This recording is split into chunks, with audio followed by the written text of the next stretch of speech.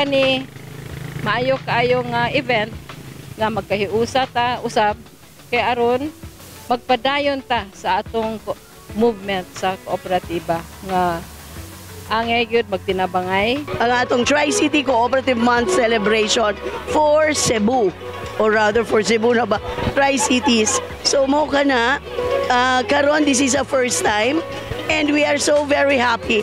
Overwhelmed kita with the daghan kay itong participants. Wow! From Mandaue, Lapu-Lapu, and Cebu cities. First time ni nga nag-Tri-City ta Cebu, Mandaue ug Lapu-Lapu. So karon na niata sa Plaza Independencia kadini magsugod sa alasay sa buntag ang karaban nya paduni ngadto sa Mandaue then haon na pud ang taga Mandaue dayon moadto na pud ta sa Lapu-Lapu ato ta sa bridge ato na pong kuhaon ang taga Lapu-Lapu nya padung na ta sa Hopes Dome. No, labi na karong adlaw din gisaulog namo ang Cooperative Month, no?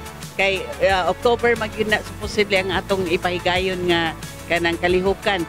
Kalipay nato tanan no nga active kayo kanang mga gwapa pag yun kayo mo tambong sa ato karong parade ato pining salvo sa atong October month. Happy Cooperative Month para nakahiusa para sa pag-celebrate sa Cooperative Month. Happy Cooperative Month!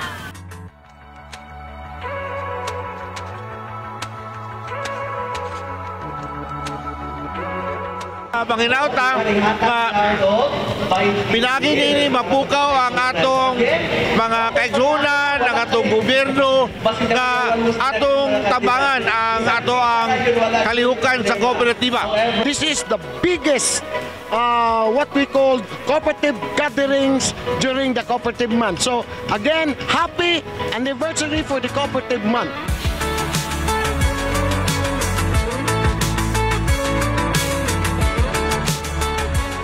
Congratulations atong tanan sa cooperative. No, we are celebrating sa Co-op Month. So October na karon.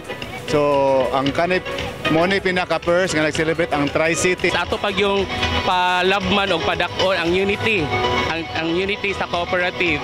No, so tanan na mga cooperative leaders nagkahiusta og nakatanan diri ron. So kami as Advanced Health Services Cooperative di ami karon aron sad kami ang medical team para sa atong activity.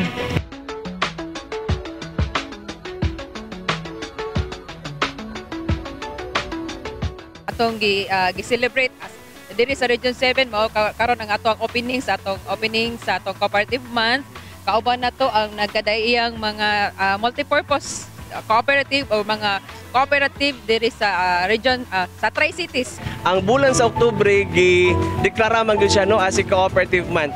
Pero aside sa ana atong gihimuan kini og kanang ingon ta karon nga drive no para makafanta og maka-raise og funds rather para matabangan natong atong mga kaigsunan nga biktima gyud taon sa linog.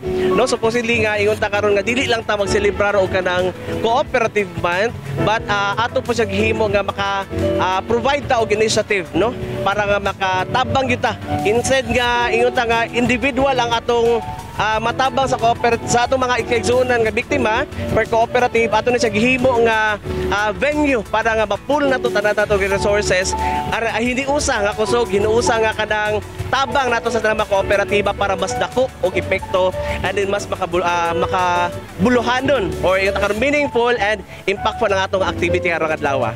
Thankful kayo mi nga part mi aning activity alang sa panaghiusa og pagtinabangay and pag-celebrate sa Cooperative Month. Mabuhay ang CDA!